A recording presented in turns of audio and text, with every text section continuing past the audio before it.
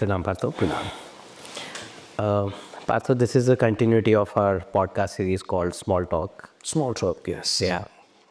We started the small talk with the initial first podcast on quantum computing, but we've since digressed into many varied topics. And today I'm trying to bring another thought, another idea, hopefully that we can discuss and we can get your insights on. So, Partho, we humans, individuals, we are born alone. We lead a life and then we die alone. And in between, among many things in the world, in the society, in the universe, what we get is something we define as family, which is our parents, then our siblings, then eventually our spouses, then kids, and so on.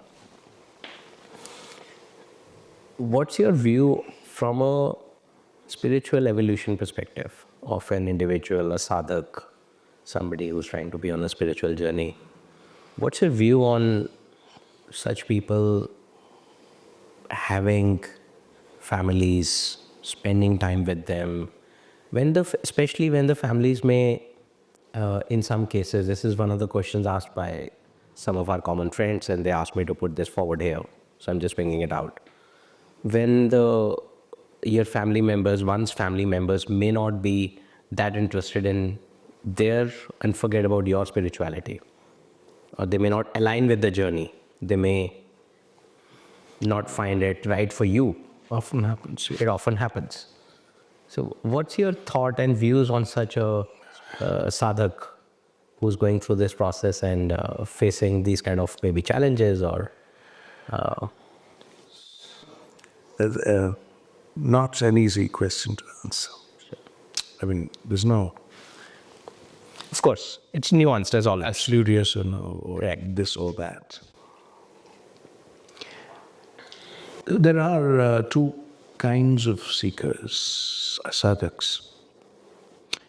One is I call the intellectual seeker.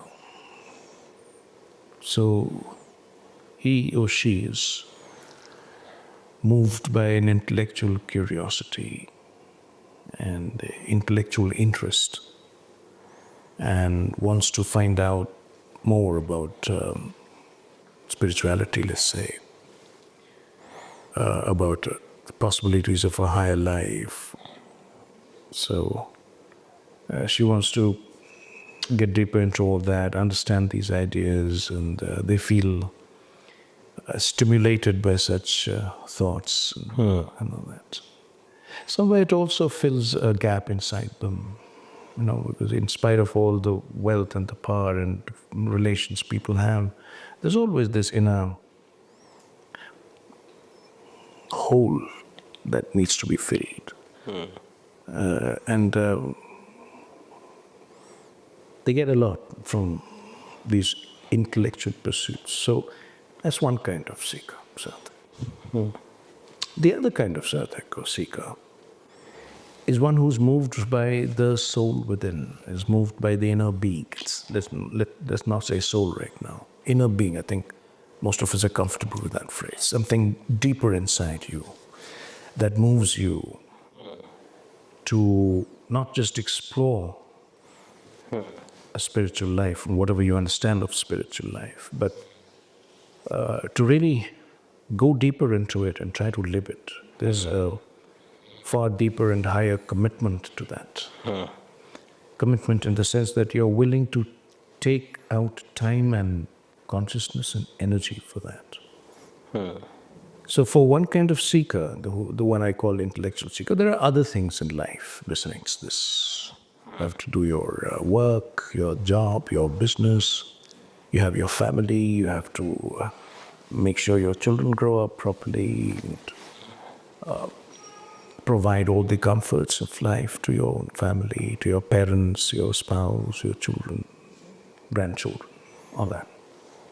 Which is all fine, all legitimate, all fine.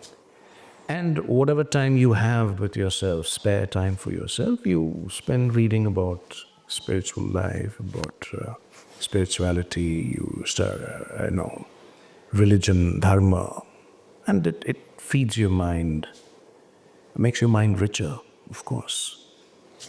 Makes you a far better human being in your understanding and perception, because you've read all that and you've understood all that.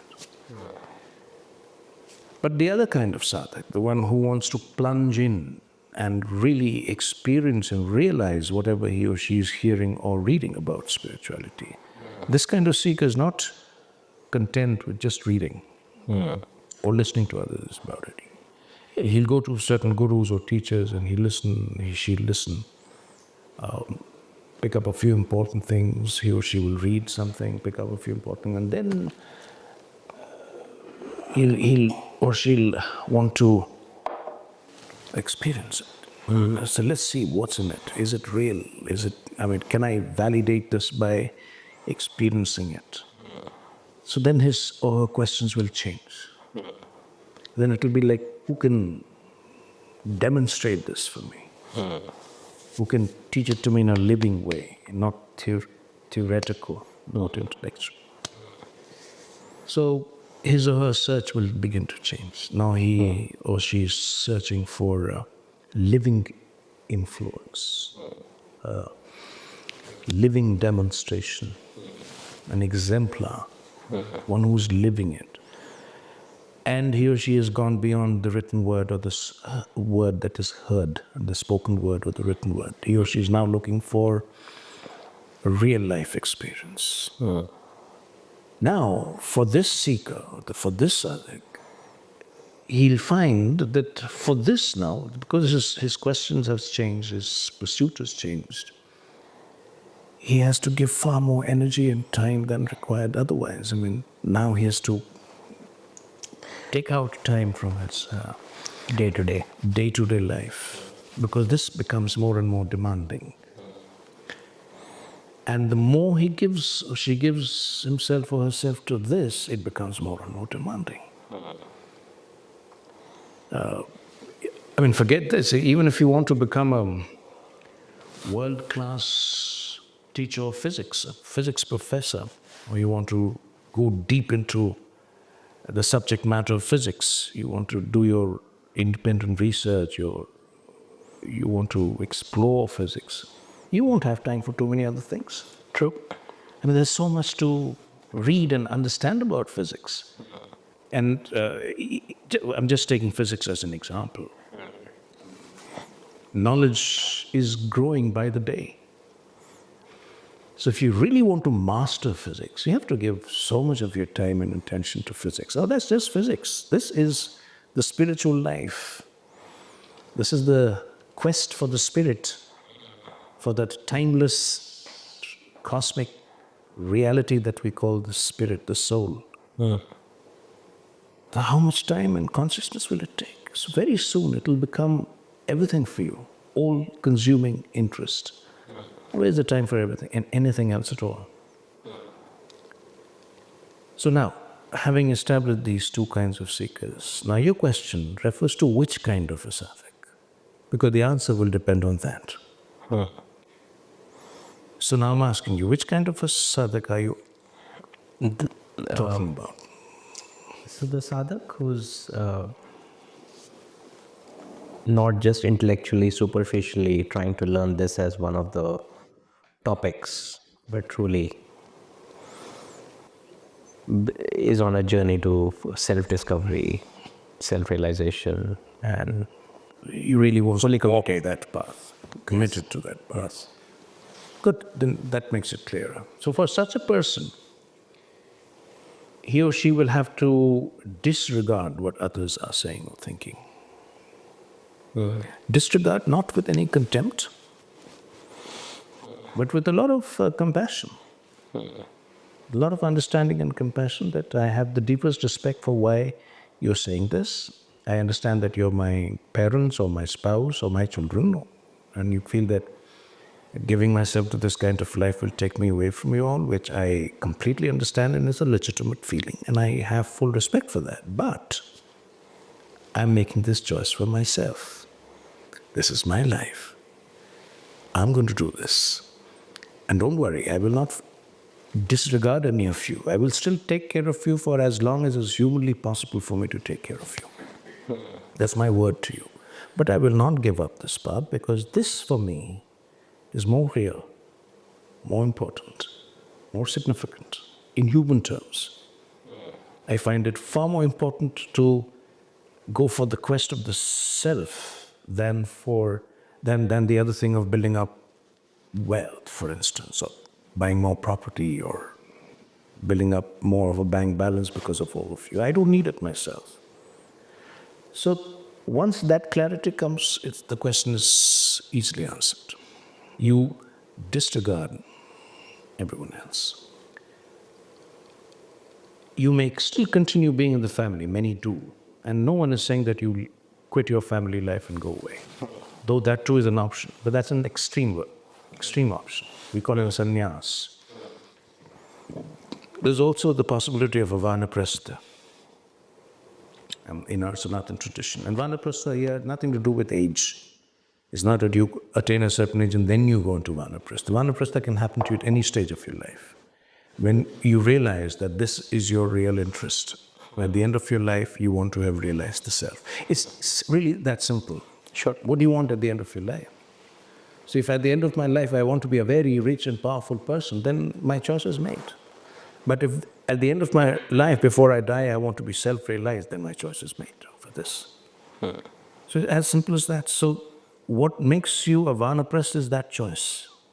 How you answer that question makes you a grihast, one who is a worldly person involved in the worldly life, or a vanaprastha, or even a sannyasi.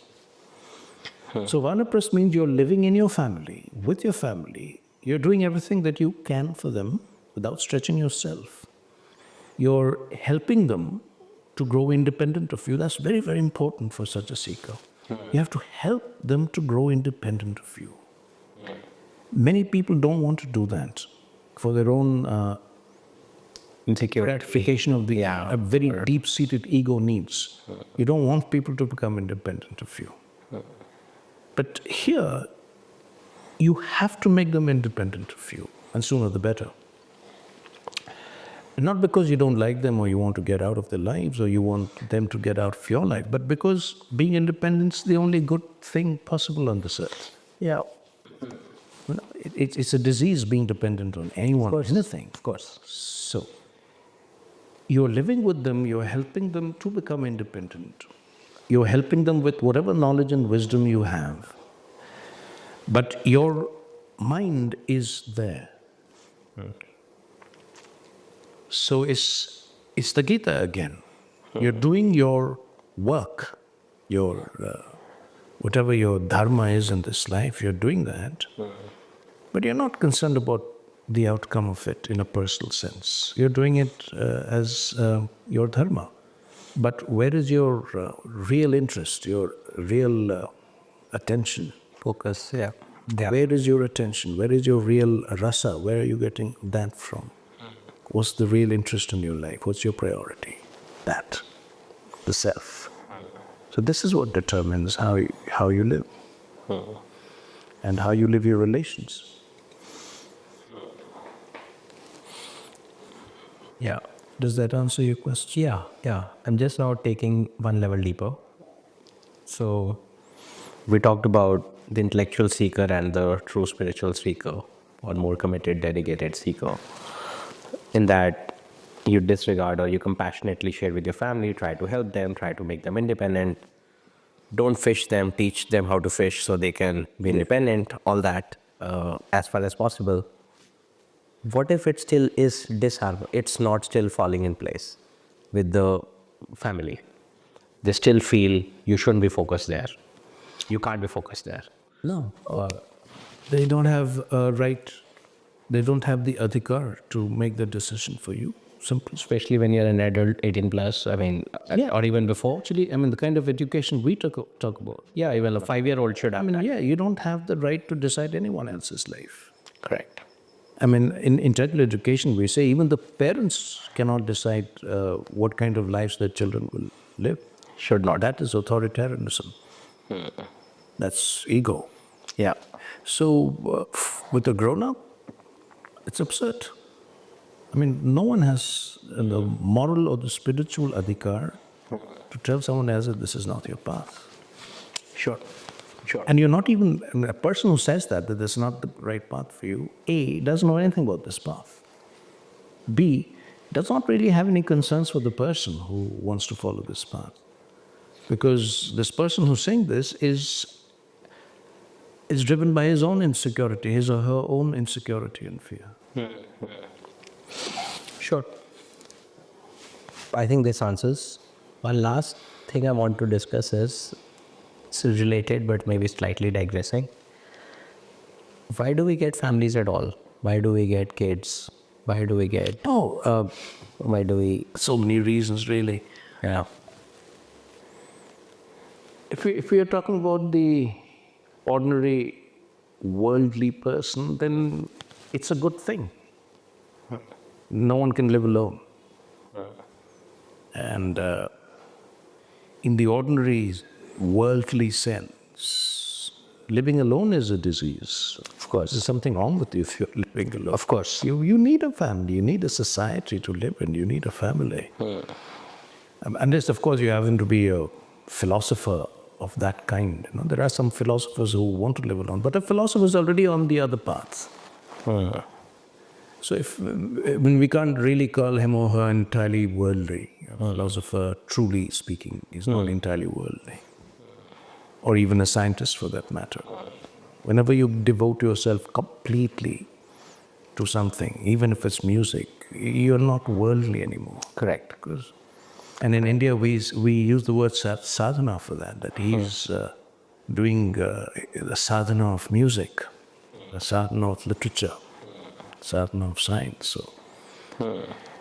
So yes, for the worldly person, that's his dharma, or that's her dharma. He or she needs a family, you know, husband and wife and children, so that society can grow.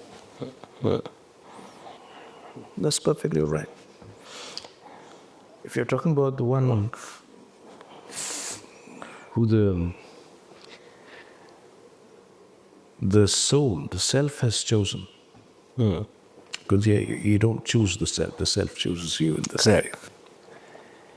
Then you don't need a family. You definitely don't need a family. Unless, again, you choose. Or if this calling for the other life, the spiritual life, awakens in you after you've already made your choice, then, of course, there's no point going back, you know. Unless, again, you're like a Buddha. But he also came back eventually. But he didn't come back as a husband or a father. He came back as a teacher, which is what such beings do. When you're truly on the path of spirituality, you may have a family, but you're no longer a husband to the woman or a son or a daughter to the parent. You know, those relations are already gone. Then you are there with the family, but as a guide, as a teacher, as a facilitator for a higher life. And nothing else, nothing more, nothing less. So your being in the family is just your way of opening up a path for those who karma has brought to you, even before you chose this kind of life. No, because the families, before you choose a life of this kind, spiritual life, life of sadhana, it is your lifetime's karma that brings the family to you, your spouse or spouses, your children. There's a deep karmic bond that makes them what they are to you. So there's no point in dissolving those bonds. Those bonds get dissolved anyway, spiritually speaking. So after that, what are you? You're not a husband or a wife or a father or a mother. Then you're a sadhak. And all you can do for the others is to open for them the path of sadhana. You may be a millionaire sadhak. Why not? But still, the important thing is not how to make millions, but how to come to sadhana. And the millions help. So, sure, nothing wrong with that. So that's how it works.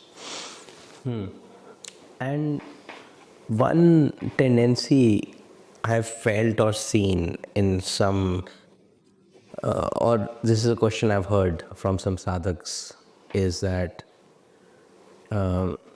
before I feel they've themselves actually realized much, there's a human tendency or an ego to start sharing with others, start teaching others, or start trying to bring their family also on similar path when they may not be ready for it, or they may not ever.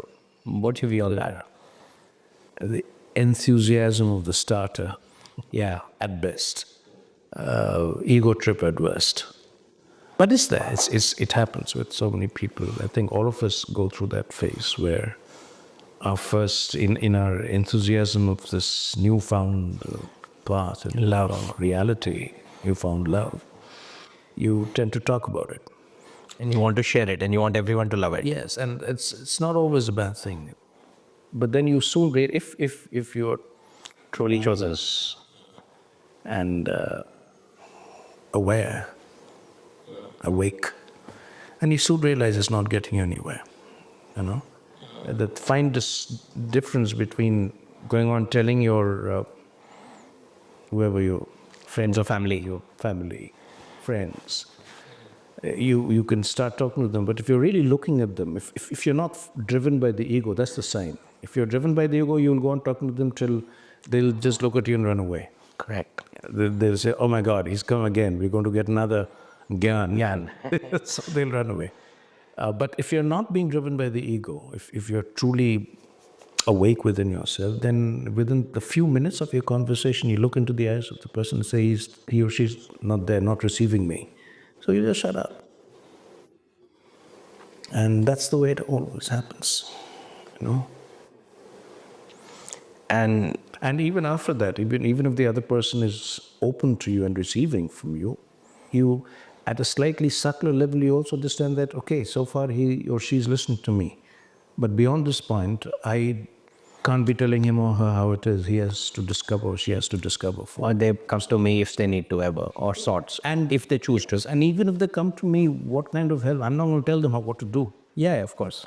Yeah, it's again the difference between an enlightened, entitled parent and a non-parent who, child comes with different, I can't solve it, and he'll sit down and solve it. Okay, no, let me do it for you. Whereas the other, the entitled parent will not. That you struggle. Yeah. That struggle is good for you. Getting the answer is not important. The struggle is important. Let the caterpillar struggle before it becomes. So when you realize that struggle is important, when do you realize it actually? When you have struggled yourself. Correct. So people who receive all this intellectually tend to also give it away intellectually. It's easy come, easy go. But if you have struggled for this knowledge, you have not relied on textbooks and other people, but you have struggled within yourself to come to even a little bit of the wisdom, then you know what struggle does. True. And then you know it's not all about the answers, it's about the struggle. It's about the journey. So you never stop the other person from struggling. This is so much part of the growing process. Sure. I think this concludes, Partho, the thoughts I had around the family and society in a sadhak's journey, in a true sadhak. These are very, very important practical issues that Yes. everyone has to deal with. And we've heard them together with some of our common friends, so I just thought I'll bring them all together and try to cover this here. But yes, beautifully explained. Thank you, Partho. Thank you. Pranam.